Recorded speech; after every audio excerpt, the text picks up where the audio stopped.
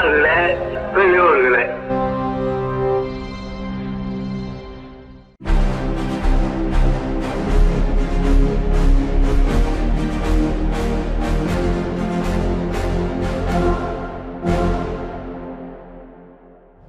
அனைவருக்கும் வணக்கம்.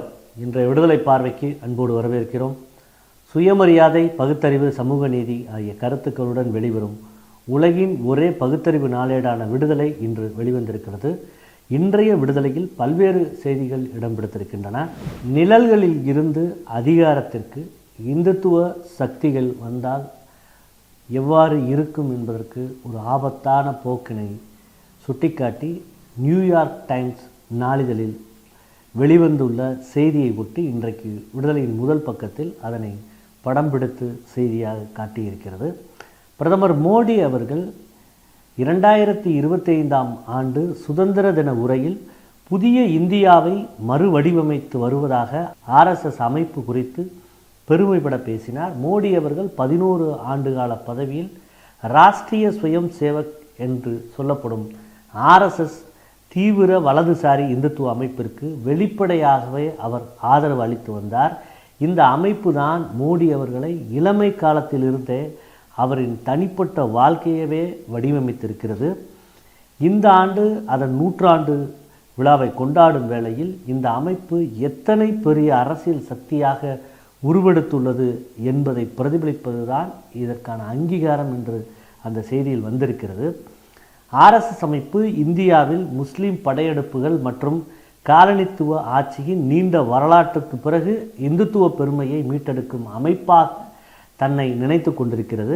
இதன் ஆரம்ப கால தலைவர்கள் 1930களிலும் 1940களிலும் கொடுங்கோளர்களின் பாசிச சித்தாந்தத்தை தங்களின் கொள்கையாக கொண்டு வெளிப்படையாகவே உத்வேகம் பெற்றனர்.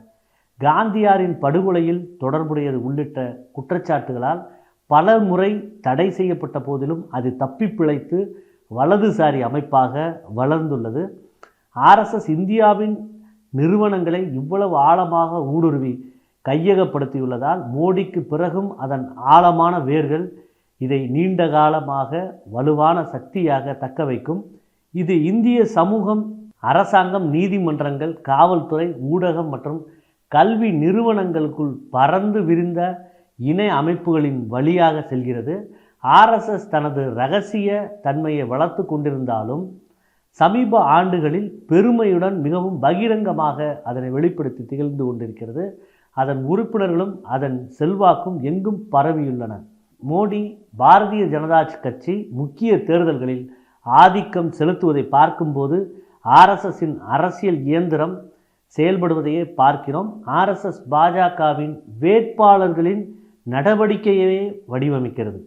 அதேபோல் சில்லறை இந்துத்துவ குழுக்களை உருவாக்கி முஸ்லீம் பகுதிகளில் அணிவகுப்பு நடத்துவதையோ அல்லது கிறித்துவ கோயில்களில் தாக்குவதையோ பார்க்கும்போது ஆர்எஸ்எஸ் இணை அமைப்புகள் தங்களின் பலத்தை வெளிப்படையாக காட்டுவதைத்தான் பார்க்க முடிகிறது.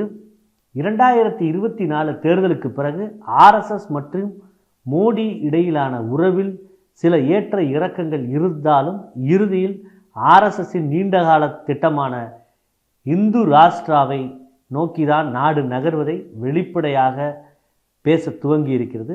அயோத்தி ராம ஜென்ம பூமி கோயில் திறப்பு போன்ற நிகழ்வுகள் இந்த நகர்வின் உச்சகட்டமாக பார்க்கப்படுகிறது.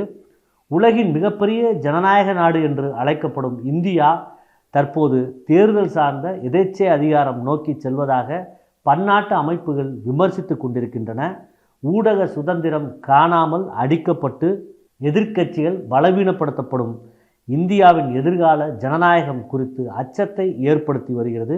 இந்தியா ஒரு வளர்ந்து வரும் பொருளாதார சக்தியாக இருந்தாலும் அதன் உள்நாட்டு சமூக அமைதி சிதைக்கப்படுவது உலக நாடுகளுக்கு ஓர் எச்சரிக்கை மணியாகும்.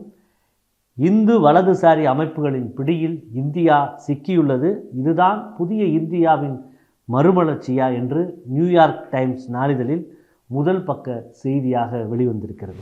பாசிச ஹிந்துத்துவா கைகளின் ஆட்சி போனால் என்ன நடக்கும் என்பதற்கு ஒரு சமீபத்திய எடுத்துக்காட்டாக பிஜேபி வெற்றி பெற்றிருக்கும் திருவனந்தபுரத்தில் ஒரு நிகழ்வு நடந்திருக்கிறது. கேரள மாநில தலைநகர் திருவனந்தபுரத்தில் சாலையில் உள்ள மகாத்மா காந்தி சிலையின் மீது ஒருவர் ஏறி அமர்ந்து அந்த சிலையை அவமதிக்கும் வகையில் மிகவும் கேவலமாக நடந்து கொண்டிருக்கிறார். சசி தரூர் நாடாளுமன்ற உறுப்பினராக உள்ள திருவனந்தபுரத்தில் பெரும்பாலான காங்கிரஸ் உள்ளூர் தலைவர்கள் தயவில் அங்கு பாஜக முதலாக தலைநகர் மாநகராட்சியை கைப்பற்றி இருக்கிறது. முதல் நாளே சில எதிர்க்கட்சி கவுன்சிலர்களின் வீடுகளை பாஜக தொண்டர்கள் சேதப்படுத்திய காட்சி வெளியாகி இருக்கிறது. இந்த நிலையில்தான் பாஜக சார்பில் 29/12/2025 அன்று வி ராஜேஷ் என்பவர் மேயராக தேர்ந்தெடுக்கப்பட்டார். பெரும்பான்மைக்கு 2 உறுப்பினர்கள் தேவை என்றபோது காங்கிரஸ் ஆதரவு பெற்ற சுயேட்சை உறுப்பினர்கள் பாஜகவிற்கு வாக்களித்ததால் பாஜக மேயர் தேர்தலில் வெற்றி பெற்று மாநகராட்சி மேயராக தேர்வாகியுள்ளனர். மேயர் பதவி ஏற்ற மறுநாளே அங்கு மகாத்மா காந்தி அவர்களின் சிலை அவமதிப்பு நடந்துள்ளது என்பது குறிப்பிடத்தக்கது. இந்த காணொளி தான் இன்றைக்கு மிகவும் பரவலாக வைரலாகி வருகிறது. வங்கக்கடலில் உருவாகும் காற்றழுத்த பகுதியின் காரணமாக இன்றும் நாளையும் தமிழ்நாடு, புதுவை மற்றும் காரைக்காலின் ஒரு சில பகுதிகளில் மழை பெய்ய வாய்ப்புள்ளதாக சென்னை வானிலை ஆய்வு மையம் கணித்துள்ளது. உன்னா பாலியல் வன்கொடுமை வழக்கில் இரட்டை ஆயுள் தண்டனை பெற்ற முன்னாள் பாஜக சட்டமன்ற உறுப்பினர் குல்தீப் சிங் செங்காரை விடுவிக்க உத்தரப்பிரதேச அரசு மேற்கொண்ட நகர்வுகள் பெரும் சர்ச்சையை ஏற்படுத்தியுள்ளது. டெல்லி உயர்நீதிமன்றம் வழங்கிய விடுதலை உத்தரவுக்கு உச்சநீதிமன்றம் தற்போது இடைக்கால தடை விதித்துள்ளது.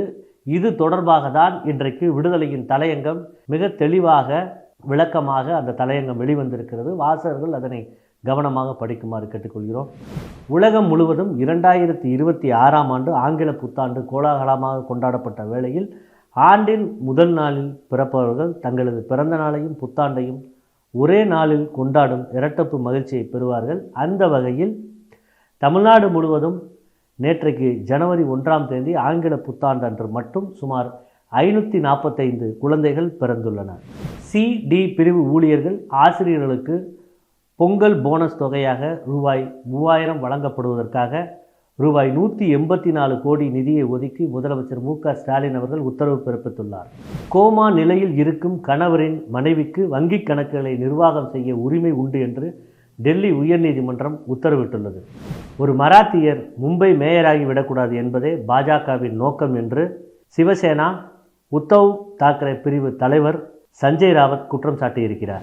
சபரிமலை ஐயப்பன் கோவிலில் தங்க கவசம் செப்பனிடும் பணியின் போது நடைபெற்ற தங்கம் திருட்டு வழக்கில் தற்போது மீட்கப்பட்டுள்ள அளவை விட மிக அதிக அளவில் தங்கம் திருடப்பட்டிருக்கலாம் என சிறப்பு புலனாய்வு குழு கேரள உயர்நீதிமன்றத்தில் தெரிவித்துள்ளது. திருச்சியில் இருந்து மதிமுக பொதுச் செயலாளர் வைகோ அவர்கள் மேற்கொள்ளும் சமத்துவ நடைபயணத்தை முதலமைச்சர் மு க ஸ்டாலின் அவர்கள் இன்று காலை தொடங்கி வைத்துள்ளார்.